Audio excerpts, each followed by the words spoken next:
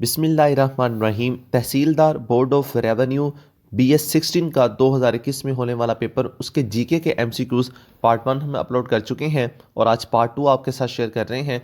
तमाम upcoming exam के लिए, पीपीएससी हो, एफपीएससी हो या कोई भी कॉम्पिटिटिव एग्ज़ाम की आप जो तैयारी कर रहे हैं, उन तमाम के लिए ये एमसीक्यूज आइंदा एग्ज़ाम के लिए आपके लिए बहुत हेल्पफुल होंगे। आप इन तमाम एमसीक्यूज को ज़रूर वॉच किया करें, एडिशनल इन्फॉर्मेशन को भी नोट किया। First question, Japan is in which continent? Japan जो है ये किस कॉन्टिनेंट में है? तो ये किस बरे आज़म में है? जापान कॉन्टिनेंट एशिया में है और जापान की करेंसी का नाम जो है द जापानीज येन है और जापान के कैपिटल का नाम जो है वो टोक्यो है। इस तरह अगर एशिया कॉन्टिनेंट के अंदर टोटल कंट्रीज की तादाद नेक्स्ट एग्जाम में कभी पूछ ली जाए तो आपने याद रखना है कि कॉन्टिनेंट एशिया के अंदर टोटल कंट्री की तादाद जो है वो 48 है। 48 ममालिक हैं कॉन्टिनेंट एशिया के अंदर। उसमें से एक कंट्री का उसने एमसीक्यूज पूछा है, जापान किस कॉन्टिनेंट में है? तो वो एशिया में है। नेक्स्ट क्वेश्चन जो है, the minimum velocity necessary to put a satellite और into orbit is called. तो इसको ऑर्बिटल वेलोसिटी कहा जाता है। किसी मुकर्रा मदार में सैटेलाइट को रखने या बरकरार रखने के लिए जो दरकार कम अज़ कम रफ्तार को वेलोसिटी कहते हैं। Minimum velocity required to place और maintain a satellite in given orbit is called orbital velocity. Next question, Ahmad Shah Abdali born in. Ahmad Shah Abdali जो है ये कहाँ पैदा हुए? तो ये मुल्तान में पैदा हुए और अहमद शाह अब्दाली की जो डेट ऑफ बर्थ है वो 1722 है और इनकी जो डेट ऑफ डेथ है ये 16 अक्टूबर 1773 है, यानी 51 एज, अप्रॉक्सीमेटली 51 एज के अंदर इन्होंने वफात पाई। Next question, when Pakistan television started broadcasting. Pakistan के अंदर जो पाकिस्तान टेलीविज़न है इसने अपनी नशरियात का आगाज़ कब किया? तो 1964 को पाकिस्तान ने 26 नवंबर 1964 the first official television station commence transmission broadcast from Lahore. Lahore से पाकिस्तान जो फर्स्ट टेलीविज़न था उसने अपनी नशरियात का आगाज़ 26 नवंबर 1964 को किया, 1964 को। ये रिपीटेड क्वेश्चन है, कई बार पेपर में पूछा जा चुका है। इस सवाल का जवाब आप कमेंट सेक्शन में ज़रूर बताइएगा कि जब पाकिस्तान टेलीविज़न की नशरियात का आगाज़ किया गया उस वक्त जो हुकूमत थी वो किसकी थी, वो किसका रीजन था, वो आप कमेंट सेक्शन में ज़रूर बताएंगे। Next question, total member of OIC is. जो टोटल तादाद है OIC की वो कितनी है? तो वो 57 है। OIC stand for organization of Islamic cooperation और इसका क़याम कब अमल में लाया गया, ये कब फाउंड हुई? तो ये 25 सितंबर 1969 को OIC का ऑर्गेनाइजेशन ऑफ इस्लामिक कॉपरेशन का क़याम अमल में लाया गया। जब ये OIC बनाई गई थी उस वक्त इसकी टोटल मेंबर्स की तादाद 25 थी और अब जो है वो 57 कंट्रीज, टोटल 57 मेंबर्स हैं। इसका हेडक्वार्टर जद्दा में है। इसकी 3 ऑफिशियल लैंग्वेज है, भी पेपर में पूछा जा चुका हुआ है पास्ट पेपर में। वो कौन कौन सी? अरेबिक, इंग्लिश और फ्रेंच। और इसका फर्स्ट जो अजलास है, the first summit of OIC was held in Rabat. Students, आप टिकटॉक पर ये वीडियो देख रहे हैं या आप यूट्यूब पर देख रहे हैं, यकीनी तौर पर ये जो लाइक का बटन दिया गया है ये अप्रिसिएशन के लिए। अगर आप वीडियो को लाइक करते हैं तो हमें मजीद अप्रिसिएशन मिलती है आप लोगों के लिए बेहतर कंटेंट बनाने की। Next question, which famous personality was born in 1877। 1877 में मशहूर शख्सियत कौन सी पैदा हुई? तो वो इलामा इकबाल है। इलामा इकबाल 9 नवंबर 1877 को सियालकोट में पैदा हुए। इनके फादर का नाम शेख नूर मोहम्मद था और आपके जो वालदा माजिदा थी, आपकी मदर का नाम इमाम बीबी था। आपने जर्मनी से जो PhD की थी और आपको शायर मशरक के नाम से भी जाना जाता। आपकी फेमस जो किताबें हैं वो बांगे दरा, ज़रबे कलीम और अरमुगान हिजाज हैं। इलामा इकबाल रहमतुल्लाह ताला अलैह जब दुनिया से वफ़ात पाई तो वो 21 अप्रैल 1938 को इन्होंने वफ़ात पाई। इनकी पैदाइश और जो डेट ऑफ डेथ है ये कई बार पेपर में पूछी जा चुकी है और इनकी तसानीफ जो बुक्स हैं ये भी पास्ट पेपर में पूछी जा चुकी है। Next question, the second OIC meeting was held in. जो सेकंड अजलास था ओआईसी का वो 1974 को हुआ। पाकिस्तान ने 1974 में लाहौर में ओआईसी की दूसरी सरबराही कॉन्फ्रेंस की मेजबानी की। Second summit Pakistan hosted the second OIC summit conference in February 1974 in Lahore. Next question, female part of flower is known as, flower के फीमेल पार्ट को क्या कहा जाता है? इसको पिस्टल कहा जाता है। Pistil is the female reproductive organ और female part of flower that helps in reproduction. Next question, frog respires through, जो मेंढक है ये किसके जरिए अमल तनफुस यानी सांस लेने का अमल वो उसको सांस लेता है तो वो स्किन से करता है। The frog has 3 respiratory surfaces on its body, it uses to exchange gas with the surrounding the skin, in the lungs and on the lining of the mouth. मेंढक के जिस्म पर सांस के 3 सतहें होती हैं जिन्हें वो माहौल के साथ गैस के तबादले के लिए इस्तेमाल करता है। वो कौन से 3 ऑर्गन्स हैं? वो लंग्स, स्किन एंड माउथ है। जो कंप्लीटली प्रोसीजर होता है रिस्पायरेशन का वो स्किन के जरिए ही होता है इसका।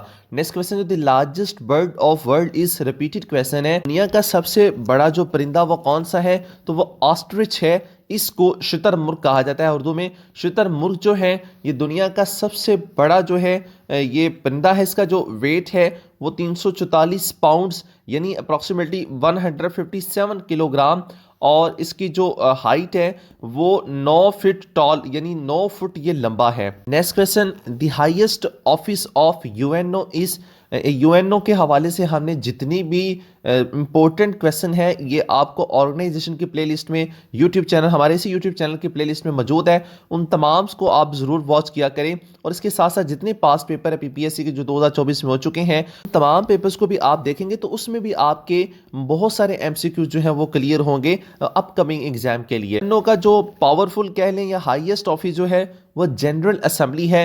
वो जनरल असेंबली को समझा और उसके यूनाइटेड नेशन के 6 प्रिंसिपल ऑर्गन्स हैं कि मेन जो वो 6 ऑर्गन्स हैं वो आप हमारी प्लेलिस्ट में जाकर उसकी तफसील दे सकते हैं। Next question, Sardar Abdul Rab Nishtar was governor of, सरदार अब्दुल रब किसके गवर्नर थे? सरदार अब्दुल रब निश्तर पंजाब के गवर्नर थे। Sardar Abdul Rab Nishtar served as the first Muslim governor of Punjab from August 1949 to November 1951। Sardar Abdul Rab Nishtar 1949 से नवंबर 1951 तक पंजाब के पहले मुसलमान गवर्नर रहे। पंजाब के गवर्नर की बात हो रही है, ये पाकिस्तान के गवर्नर की बात नहीं हो रही। तो इस तरह सरदार अब्दुल रब निश्तर जो उनकी डेट ऑफ बर्थ 13 जून 1899 पेशावर है और उनकी डेट ऑफ डेथ 14 फरवरी 1958 जो 58 यानी 58 साल की उम्र में इन्होंने कराची में वफात पाई। ये ऑल इंडिया मुस्लिम लीग के लीडर भी रह चुके थे। Next question, on the judgment day first question will be about, क़यामत के दिन जो सबसे पहला सवाल होगा वो नमाज के बारे में होगा और नमाज का जिक्र कुरान पाक में 700 मरतबा आ चुका है और नमाज 10 नबवी में जो वो फ़र्ज हुई और सलात जुमा जो है ये 2 हिजरी में फ़र्ज हुआ मदीना में। नेक्स्ट क्वेश्चन, फतह मक्का अकर्ड इन, फतह मक्का जो ये कब था हुआ? तो ये 8 हिजरी में मक्का को फतह किया गया। Conquest of Mecca by Muslim led by the Islamic prophet Muhammad in December 629 और जनवरी 630 AD, रमजान 8 AH यानी तारीख दिसंबर 629 या जनवरी 630 है और जो हिजरी है वो 20 रमज़ान 8 हिजरी इसकी एग्जैक्ट डेट है जब फतह मक्का हुआ। और फतह मक्का के वक़्त रसूल पाक सल्लल्लाहु अलैहि वसल्लम अपनी पसंदीदा ऊँटनी अल-कस्वा पर मक्का मुकरमा में दाखिल हुए और उसामा बिन ज़ैद रज़ी अल्लाह ताला अन्हो अपने पीछे नबी पाक सल्लल्लाहु अलैहि वसल्लम के पीछे बैठे हुए थे और अल-कस्वा ऊँटनी पर। तो ये क्वेश्चन भी पूछा गया हुआ है, ऊँटनी का नाम पूछ लिया जाता है पेपर में। अल-कस्वा नाम जो है ये आपने याद रखना है। और जब आप नबी पाक सल्लल्लाहु अलैहि वसल्लम फतह मक्का जब हुई तो उस वक्त कौन सी सूरह पढ़ी थी? फतह मक्का के मौका पर सूरह अल-फतह आपने पढ़ी थी और ये 48वीं कुरान पाक की सूरह है। Next, Qazi Isa rendered great services in Pakistan movement, he belongs to, Qazi Isa जो इनका ताल्लुक किस सूबे से है? तो इनका ताल्लुक जो है वो बलूचिस्तान से है। अगर आप इनकी और कोई इन्फॉर्मेशन जानते तो आपने कमेंट सेक्शन में ज़रूर बताना है काजी ईसा के बारे में। Next question, the second president of Pakistan was, जो सेकंड प्रेसिडेंट थे दूसरे सदर पाकिस्तान के वो अयूब खान थे। फर्स्ट प्रेसिडेंट इस्कंदर मिर्ज़ा थे, second Ayub Khan, third Yahya Khan, fourth Zulfiqar Ali Bhutto और फिफ्थ जो है वो फजल अलाही चौधरी, सिक्स मोहम्मद ज़ियाउल हक, सेवंथ गुलाम इसहाक खान। तो आपने जो 5 है ये नाम याद रखने हैं, सिकंदर मिर्जा, यूब खान, याहिया खान, जुल्फकार अली भुट्टो और फजल इलाही चौधरी। ये 5 नाम आपने जरूर याद रखने हैं। क्वेश्चन, एबलेट आइंस्टाइन वास, तो ये आइंस्टाइन ये कौन थे? साइंटिस्ट थे।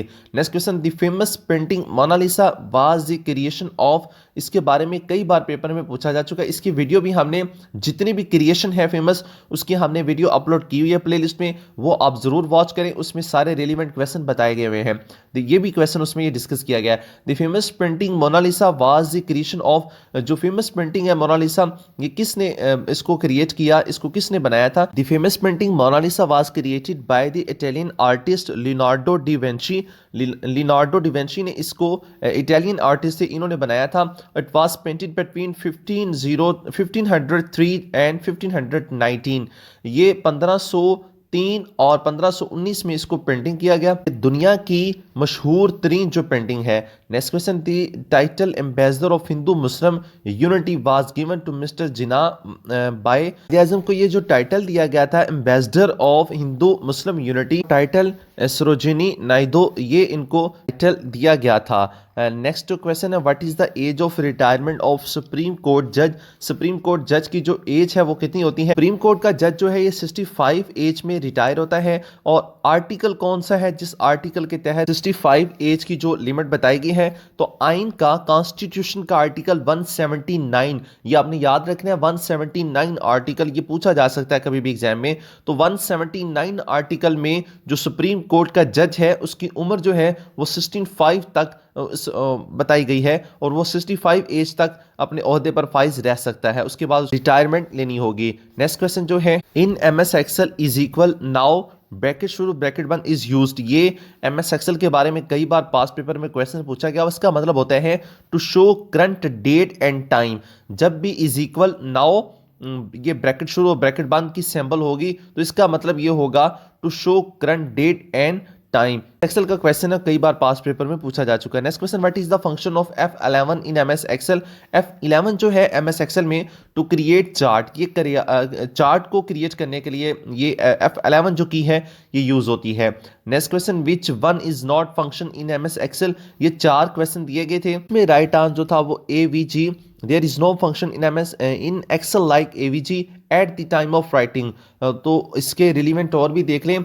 जो माइक्रोसॉफ्ट एक्सेल है इसको स्प्रेडशीट भी कहा जाता है, और ये 1985 को इसको लॉन्च किया गया। Question, which is the default alignment in MS word? MS word के अंदर जो डिफॉल्ट अलाइनमेंट होती है वो कौन सी होती है? तो वो लेफ्ट अलाइन होती है। नेक्स्ट क्वेश्चन, ये भी शॉर्टकट की के हवाले से है, विच key is used for left alignment in MS word?